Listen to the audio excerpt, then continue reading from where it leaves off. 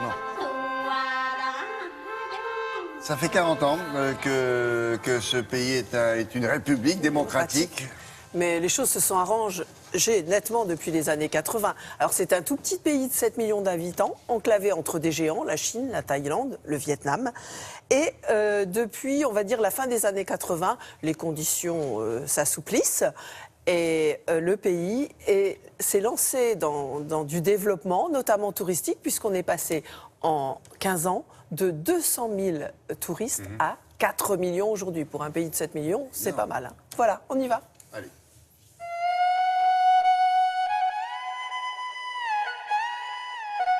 Du Laos, on connaît Vientiane, sa capitale aux larges avenues, déployée autour de son arc de triomphe. Ses pagodes et ce grand stupa, censé renfermer un cheveu de Bouddha.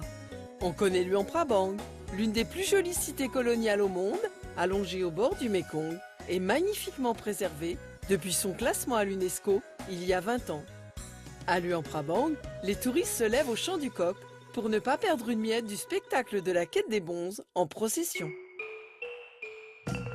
Le Laos, c'est encore Vang Vienne et ses incroyables formations karstiques, truffées de grottes, une sorte de mini Bédalong terrestre le long de la rivière Namsong. Ce pays, en pleine expansion touristique, a plus d'un site pour nous retenir et des entrepreneurs prêts à aller de l'avant pour développer ce secteur d'avenir. Mon père était une personnalité importante dans le monde économique de l'Ancien Régime. Nous sommes partis en 1975 avec l'ensemble de la diaspora laotienne après le changement de régime.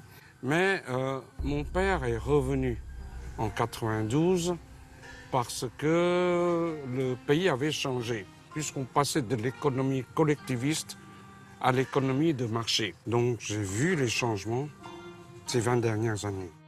J'ai attiré l'attention des pouvoirs publics pour qu'ils fassent une troisième région de tourisme dans le sud. C'est le plateau des Boloven, à 1000 mètres d'altitude, où la culture du café fait vivre les paysans. J'ai valorisé ma plantation de café comme étant une destination touristique. C'est là que M. Sinook a installé le premier coffee resort du pays. Le Laos, la devise, c'est, en anglais, c'est « Please don't rush ». Vous ne pressez pas. Mais par les temps qui courent, non, il faut se presser un peu. Relax, ok, mais il faut bouger. Je crois qu'il y a à peu près les 2/3 de la population qui a moins de 25 ans. Et je pense que ça va aller vite quand même. Je suis optimiste. Autre initiative, celle d'un jeune Français, spécialiste de botanique, tombé amoureux du Laos, qui propose aux visiteurs le premier trek écotouristique au royaume des orchidées. Alors je les amène dans un parc naturel, ça s'appelle Pukra Okwai.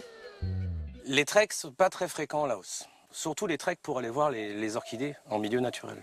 Sur une demi-journée ou une journée maximum, on peut voir énormément de plantes. Donc les orchidées, évidemment. On estime à peu près 800 espèces différentes d'orchidées présentes au Laos. À peu près 400 ou 500 sont visibles dans cette forêt. Les paysages sont encore très vierges. Après quelques heures de marche, on tombe sur une cascade magnifique, 1, 2, 3 même, où on peut se baigner, se rafraîchir. Cerise sur le gâteau, le délicieux pique-nique préparé par les villageois, avec toutes les saveurs de l'Asie.